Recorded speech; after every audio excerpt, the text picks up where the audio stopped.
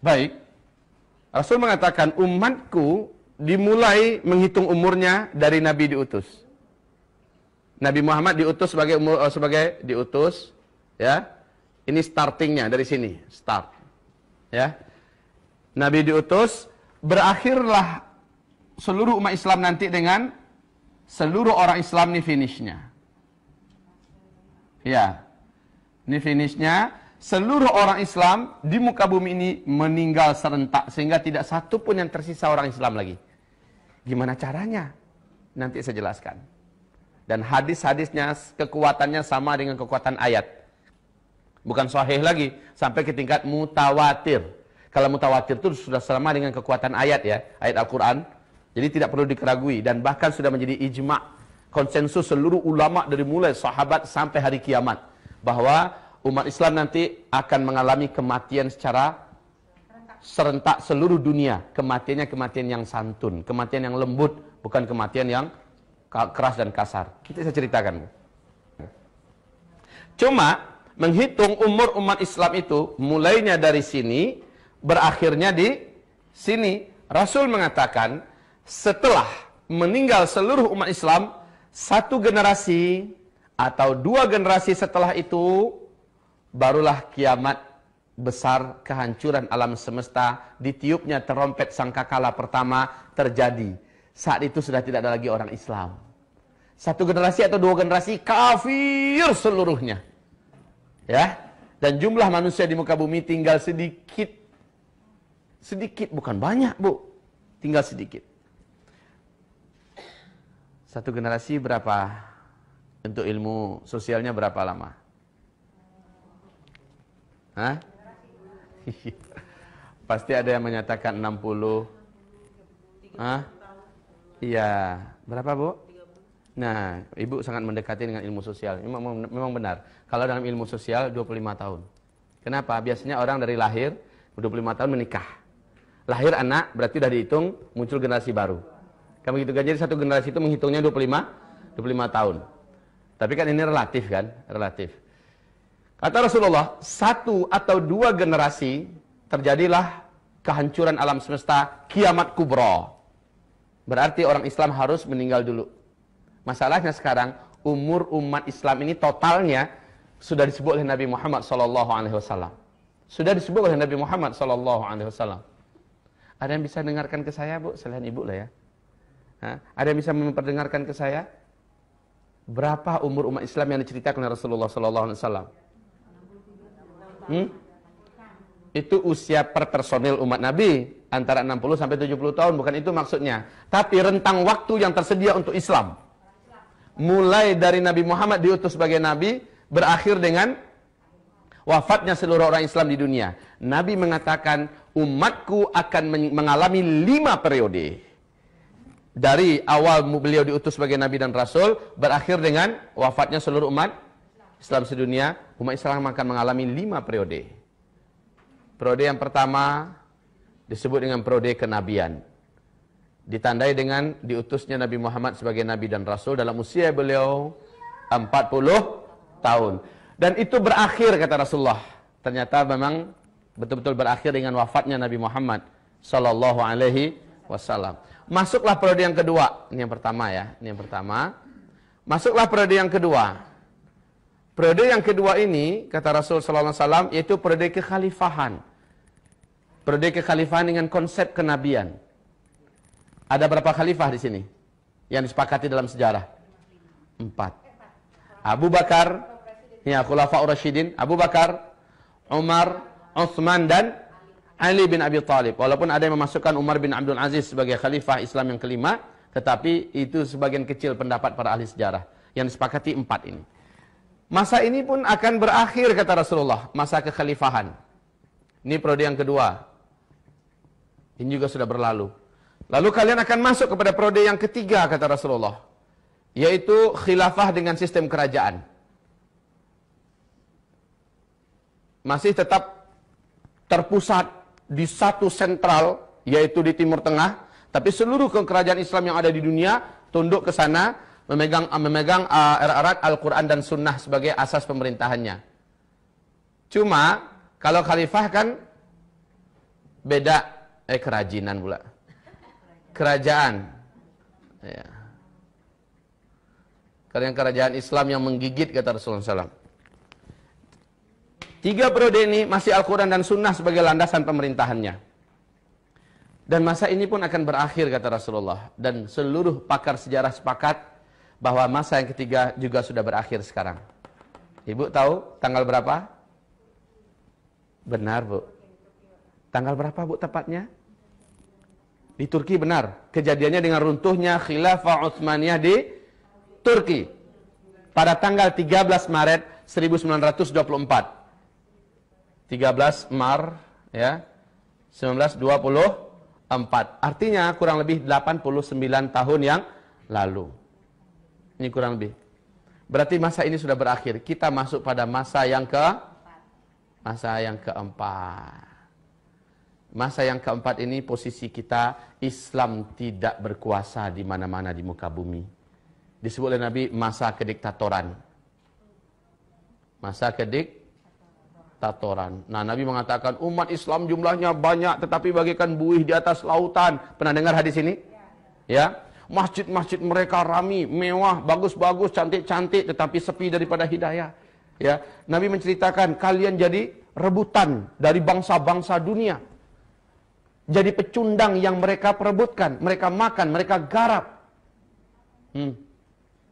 Ibu-ibu yang kami muliakan, pada fase keempat ini, umat Islam mengalami masa tergelap yang paling mengerikan. Kenapa? Pada masa fase keempat ini, Dajjal akan keluar. Na'udzubillah.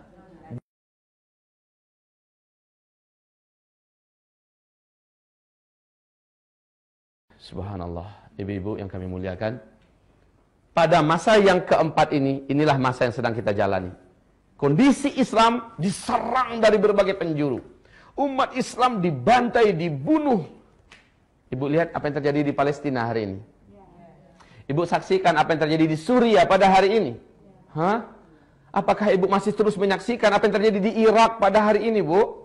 Apa yang terjadi di Yaman pada hari ini? Apa yang terjadi di Mesir pada hari ini? Sebentar lagi, Bu, Arab Saudi juga akan menyusul. Huru-hara, peperangan, pembantaian di dalam kerajaan Arab Saudi sebentar lagi akan terjadi. Ya Allah, ini adalah fitnah di periode yang keempat. Kata Rasulullah, fase ini pun akan berakhir. Tapi ingat, di fase ini, setan jin dan setan manusia akan mendapatkan banyak pengikut-pengikut calon api neraka, penghuni api neraka di periode keempat. Kenapa? Periode yang pertama ada Nabi kok yang kontrol.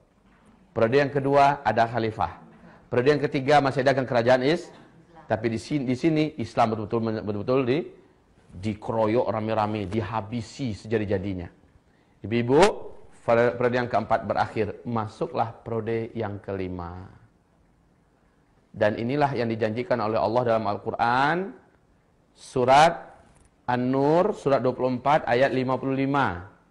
Ya, periode kelima yaitu khilafah yang terakhir di muka bumi. Big question, pertanyaan terbesar kita. Karena kiamat hanya terjadi setelah orang Islam meninggal semua. Dan umur umat Islam ini ada batasnya. Disebut oleh Nabi SAW.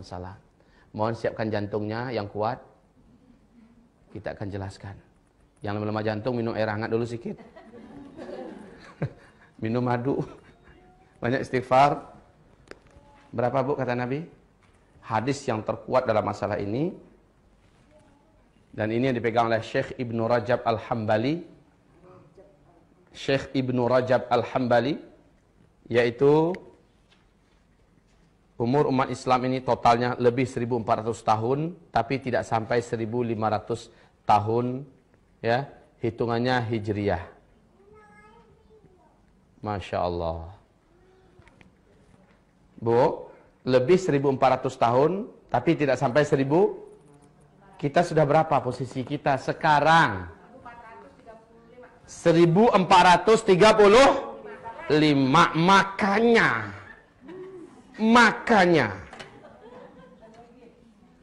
Lah ini bukan ramalan. Ini ungkapan dari sang utusan resmi dari langit, Muhammad Rasulullah sallallahu alaihi. Syekh Ibnu Hajar Al-Asqalani di dalam kitab beliau Al-Ijarah dan kitab Umur Umat Islam, Kitabul Fitan, ya. Beliau malah sedikit lebih menspesifikkan lagi penetapannya, walaupun tidak antara kurang lebih aja gitu ya. Tapi beliau menyebutkan 1476 tahun umur umat Islam, bukan kiamat ya. Umur sampai sininya maksudnya. Ya. 1476 tahun, hitungannya Hijriyah. Baik ibu-ibu. Kalau iya, kita sekarang sudah 1435. Hah? Berapa lagi tersisa?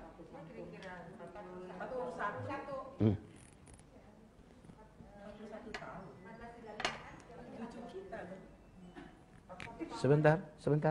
14 berapa sekarang? Ayo kurangi, berapa? Oke, 41. Kurang lebih. Menurut ibu ini sudah final nih. Kalau ini yang benar, seperti yang disebutkan Syekh Ibnu Hajar Al-Asqalani, maka ini hitungannya hijriyah loh ya. Kalau hijriyah berarti Nabi setelah hijrah baru dihitungkan penanggalan hijriyah. Padahal menghitung umur umat Islam mulai dari beliau diutus sebagai berarti ada 13 tahun yang belum dimasukkan ke sini. Artinya kurangi lagi 13. Berapa? Oke. Tersisa di depan kita sampai seluruh umat Islam meninggal dunia. Berarti sekarang kita kurangi, ini berapa tahun yang periode kelima? 7, 8 atau ambilnya 9 tahun ya. Kurangi yuk. Artinya 19 tahun ke depan kita akan menghadapi yang ini. 19 tahun ke depan kita akan menghadapi sampai munculnya tanda besar kiamat yang ketiga, munculnya Ya'juj dan Ma'juj. Masya Allah ibu-ibu.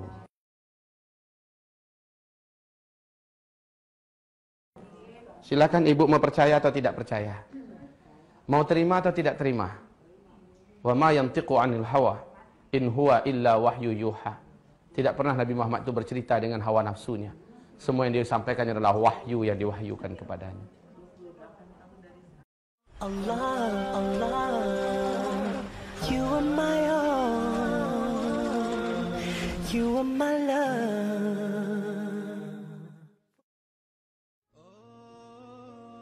Who can tell me when the last hour will come? Who can tell me when the last hour is? Does anyone know? Allah knows. But I see that people are waiting until they see the sun rise from where it sets. Or they are waiting until the Dajjal comes out, or until the Mahdi comes out. They are waiting for that. La ya akhi. That's not how you should be waiting for the last hour. The Prophet ﷺ said, "Man mata faqad qamat qiyamatuh." Whoever dies, then his last hour has come. So it is death which is your last hour, not the Dajjal, not when the sun rises from where it sets. La. The last hour for every person, the Qiyamah, is when you die. And you don't know when you are going to die. So therefore you are always preparing for your grave. And that is your last hour. Man mata faqad qamat qiyamatuh, the Prophet ﷺ said. Whoever dies, his last hour has come. So that's what you must be preparing for. Not preparing to meet the Dajjal. Wasting your time in finding out what are the signs of the last hour. Spending nights and days and talking about them. When you could die tomorrow. When that time comes, you can deal with it. Learn the basics. But you should be preparing for your grave, ya ikhwan. Thus we must take this matter seriously. We must prepare our luggage for our final destination. Allah Ta'ala says in Surah Al-Anbiya, اقترب للناس حسابهم وهم في غفلة معرضون. Draws near to mankind is their reckoning, is their destruction, yet they turn away in heedlessness. They hear these signs. We are hearing them tonight, but we turn away tonight and say, alhamdulillah, another lesson. Just another lesson. But it's not just another lesson. If you take it as another lesson without application, you're wasting your time. It's not just another lesson. It must move yourself, make you move, make your body change. Live differently from tonight. Change your whole life. That's why it is another lesson. But let it be another lesson in the sense where it becomes another life. transforms into the reality of life. إنهم يرونه بعيدا ونراه قريبا. They see it, the day of judgment, as a far off event. But Allah says, we see it as quite near. And in Surah Muhammad he mentions, are they waiting for anything except the hour to come to them suddenly? But its signs have already come. Yes, Allah talking to us, brothers and sisters. Allah saying to us, what are you waiting for? Are you waiting for the hour to confront you, to hit you, to smack you in the face? But its signs is already there. What are you waiting for?